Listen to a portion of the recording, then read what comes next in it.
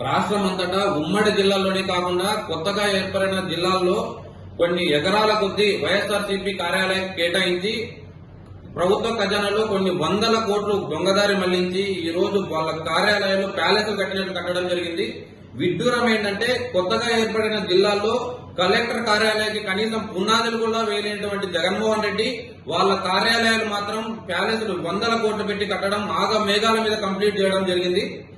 జగన్మోహన్ రెడ్డి ఏ విధంగా అయితే ప్రజావేదిక కూల్చినాడో అదే విధంగా ఈ రోజు మేము కూల్చుకుంటా పోతే ఏ ఒక్క జిల్లాలో కూడా పార్టీ కార్యాలయాలు ఉండవు. అదే విధంగా వైఎస్ఆర్సీపీ నాయకులు ఏదైతే దొంగగా దౌర్జన్యంగా అసైన్డ్ భూముల్లో కొన్ని వందల కొద్ది బిల్డింగ్లు ఏవైతే కట్టినారో ఇవన్నీ నేలమట్టమవుతాయని తెలియజేస్తున్నా.